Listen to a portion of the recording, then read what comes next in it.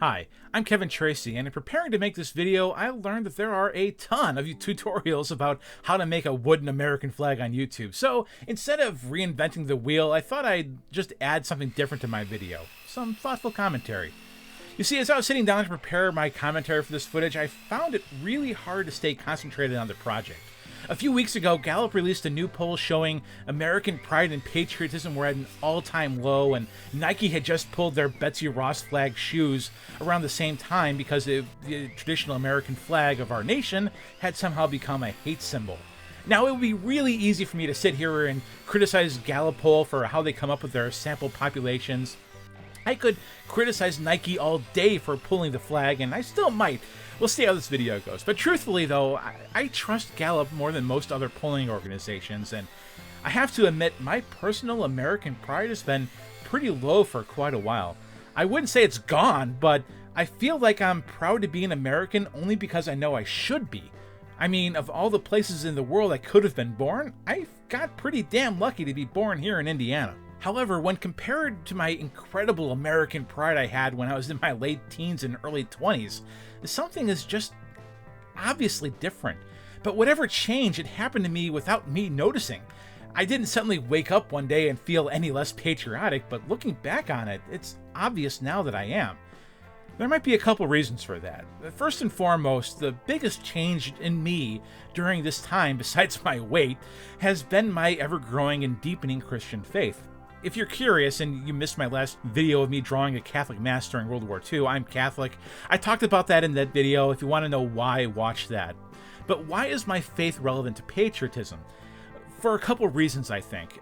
When I was 17, a group of radical Islamists hijacked 4 planes and kamikazed them into the World Trade Center and Pentagon.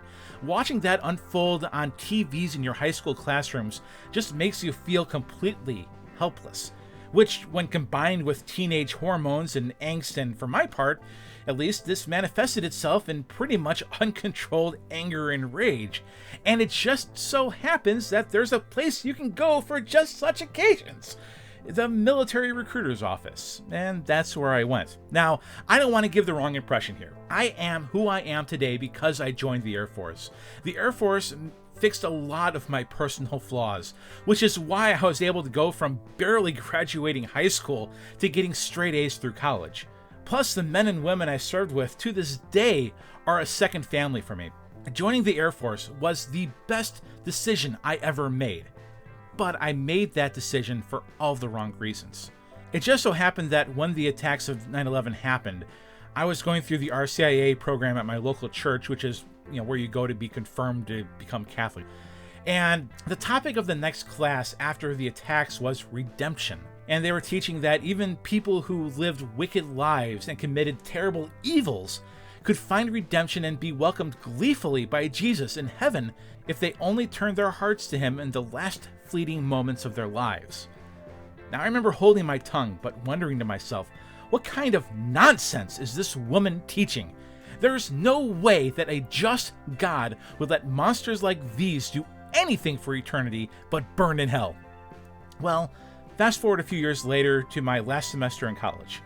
I had 2 classes require me to read 2 different works of St. Augustine, one philosophy and one political science. These were Confessions and City of God, and I'm off topic enough right now, so I won't go into the details, but this African bishop who lived 1600 years ago was a more enlightening teacher than I have ever had, speaking from the most relevant voice I've ever heard speak about faith.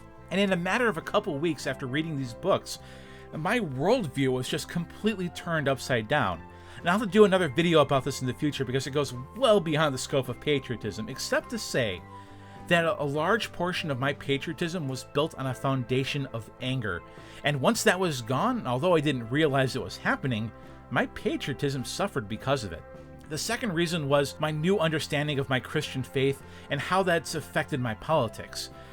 Although I still identify myself as a conservative, my views are now defined almost entirely by my faith and reason, rather than, as they were before, reason and a virtually blind loyalty to the Republican Party's stated ideology, which includes the doctrine of unrelenting, unquestioning patriotism. Now, my faith alone isn't responsible for that. The Republican Party itself is splintered pretty badly, and that's had an impact too. Where there used to be a cohesive coalition of libertarians and Christians and national security hawks that somehow managed to create together a framework for a functioning political ideology, the political fallout of the 9/11 terrorist attacks and the rise of the largely bipartisan surveillance state largely divorced the libertarian faction from the rest of the party.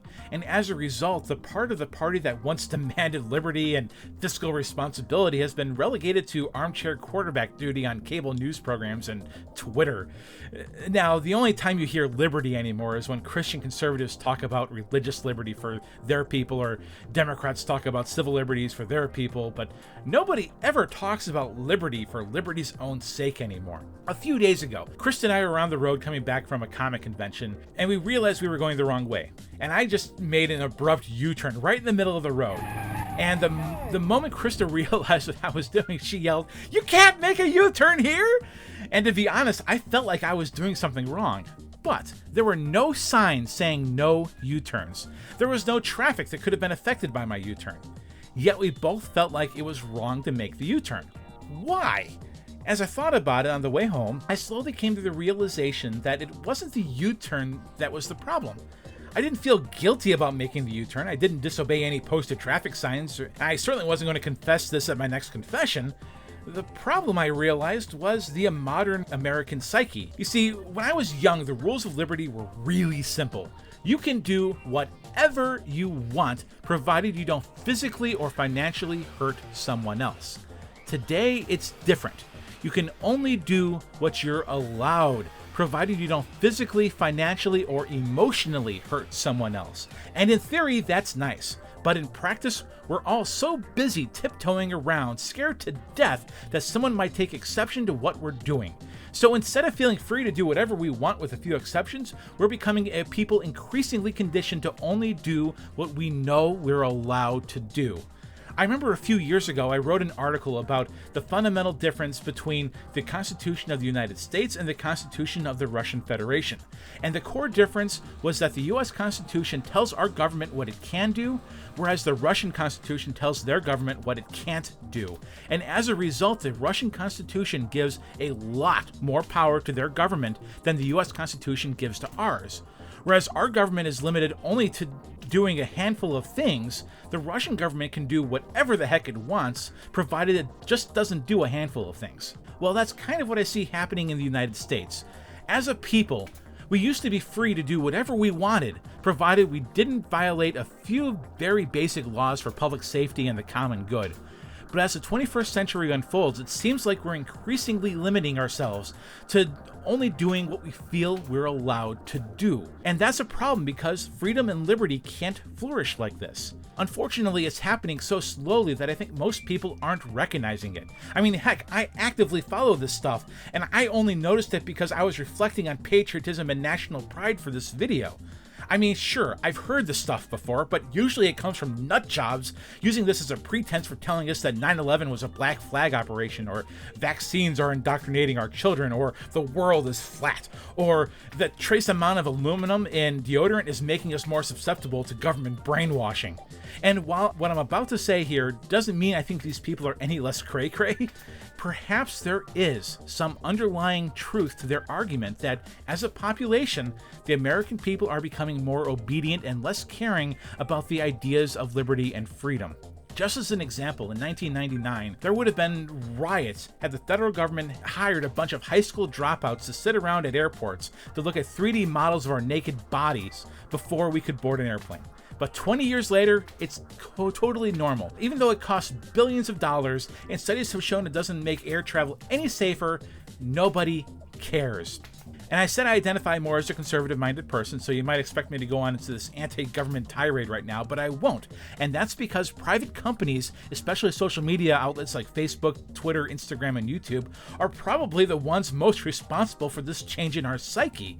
Although the aftermath of 9/11 might have kickstarted the trend, I think capitalism is now what's driving it. It's not just our sense of liberty and freedom that we're losing thanks to social media, though. It's also our grace. As a people, I see us becoming angrier and more divisive, and I think that's hurting our American pride and patriotism a bit too. Patriotic people will identify themselves in the pledge as one nation under God, but we're not really one people. We're not one nation right now. Everything is becoming us and them. The division is there. It's real. And everybody feels it. The few things that used to keep us together, like our history, are becoming just as divisive now too. The Betsy Ross flag is supposedly a hate symbol now. We can't use that. George Washington and most of the founding fathers were slave owners, so everything they ever did or wrote is tainted. Even though the Civil War was really about economics and not about slavery, most of the rebels who died in the war never owned slaves in their entire family history, but because their government supported slavery, their monuments are divisive now. Even as after slavery, we came out on top of the Industrial Revolution because of unorganized labor and child labor, so that's tainted. I mean, heck, whatever the United States achieved, it was achieved on land stolen from Native Americans, so we should be ashamed of it all if you listen to the cynics. And thanks to social media, it's almost impossible to miss the cynics. And if you don't listen to those cynics, then those cynics are all Stalinist or Maoist socialists. They hate everything that makes America great. They call all police officers pigs. They march in pride parades butt naked in San Francisco. They incite violence and riots in black communities only to encourage their systemic genocide in a never-ending cycle of poverty and abortion. They want to legalize all of the hard drugs. They want your daughter to share a bathroom stall with a bearded lady at Target. Donald Trump's campaign colluded with Russia to win the election. Hillary Clinton's campaign colluded with Russia to create false intelligence on Trump's hotel festivities in Russia to win the election. And anyone with a moderate voice in this mess is silenced because the social media logarithms thrive on interaction, and an offensive argument is always going to get more interaction with more people than a calm, rational, thoughtful analysis on any given issue. And picking up on this, the traditional media, desperate to stay relevant, has begun pushing despicable, sensationalist stories even harder just to get noticed. Donald Trump may be a morally reprehensible, angry, divisive, offensive, and combative president, but you know what? We as the American people deserve nothing less right now. That's who we are. And sadly, the one thing that unites the American people right now isn't a shared story, history, or our view of our role in the world. What unites us is hatred. As I said before, I'm past hatred. It doesn't feel good. It doesn't make anything better. And I don't have room for it in my life, which in turn makes me feel less connected to my fellow countrymen and, as a result, less patriotic. I think the only thing that's going to resurrect patriotism nationally right now is rediscovering grace. Not that prayer before the meal. I'm talking about a disposition to kindness, courtesy, or clemency. That definition of grace. But few parents demonstrate grace to others in front of their children anymore, and as more and more Americans turn their back on organized religion, I'm not sure where it's going to be reinstituted if not the family or the church. So I'm really kind of desperate for a happy ending here. Now, as you may know, I studied foreign relations in college, and a lot of times I look to see how other countries handle various issues to form my own opinions, to get an idea for the best way of doing something. So in this case, let's take a look at Mongolia for a quick study in patriotism. I know Western history of the Mongol Empire is really ruthless, but in Mongolia, Genghis Khan is still loved and adored by a great many people. The Mongol Empire, though, has been gone for hundreds of years. The Soviets destroyed the last traces of its lineage. The country now suffers with stagnation and a plethora of social and economic issues that would amaze Americans today. But despite all of this, it's actually a pretty patriotic country. And that patriotism seems rooted largely in their nomadic ancestors and what they managed to do. So while America's history has become divisive, it's nowhere near as divisive as the history of the Mongol Empire. And although we haven't conquered over a third of the world's landmass, the United States has done some pretty remarkable things nonetheless. I mean, we won independence from the most powerful military and economic empire in the world at the time. And then in 1812, we declared war on them and we got what we wanted out of it. We darn near killed ourselves during a rebellion, but we managed to forgive and heal quickly after that conflict. Britain may have started that industrial revolution, but darn it, Americans made the most of it. We single-handedly destroyed the Spanish Empire. We never started a world war, but we always finished them. And when Soviet-backed totalitarian communist regimes began popping up all over the world, we used the full leverage of our economic and cultural might to tear down the Iron Curtain. When we've been attacked by terrorists, we've relentlessly hunted them down around the globe, crippling Al-Qaeda, the Taliban, ISIS, and others. The United States has toppled more dictators than any other regime in modern history. Have there been mistakes? Sure. Throughout its history, America has also been a country of slavery, child labor, racism, tribal abuse, Japanese internment camps, women disenfranchisement, unjust wars, and even the occasional supporter of authoritarian governments. We've made mistakes, but I think is most impressive reflecting on it now is our history and how we're always improving. We're also the nation that's overcome slavery. We've overcome child labor. We're overcoming racism. We've overcome tribal abuse. We've overcome internment camps. We've overcome disenfranchisement. We've overcome the unjust wars that we found ourselves involved in. Many of those authoritarian governments even that we've propped up to stop the advance of communism were brought down with the help of the United States. Yeah, George Washington owned slaves, as did every single landowner with money at the time. The story of America isn't that we had slaves, but that we abolished slavery and most of the other injustices of our early history. Are there still problems? Of course there are. The death penalty should be abolished. The humanity of every unborn child should be recognized by law. We need to find ways to fix the education system in certain communities, and our culture and subcultures put way too much emphasis on the wrong things. Sure, things might seem bad now. I'm sure abolitionists in the 1820s struggled not to abandon hope, though. I'm sure there's a mother in the 1890s who had to send her children to work in the same factory where their father died, struggled to find hope in that situation. In the 1960s, as the entire world faced imminent nuclear destruction, many Americans struggled to find hope. But as a free people, we've always managed to find a way through. Maybe not as quickly as we would have liked, but it happens. And it happens here. So if you're looking for a reason to be patriotic, there is hope, I guess. And hey, look at that. I'm putting the finish on the flag now. Good timing. You think I recorded this rant first and then timed the playback to kind of make the video match up like this? Huh, that's pretty cool. Anyway, folks, if you liked the video, please let me know by hitting that like button and consider subscribing to see new videos when they come out. And if you didn't like the video, please let me know why in the comments. I'd actually really appreciate your feedback, even if you're being a jerk about it. So hey, regardless though, thank you for watching. Hey, before you go, the video on the left is another woodworking video where I build a bench glider for my awesome mother-in-law. On the right's a video that YouTube thinks you'll like based on your nerdy computer science stuff, and I don't know what I do in that video because it's YouTube telling you what video you want to watch. Either way, you'll have fun. Thanks again for watching.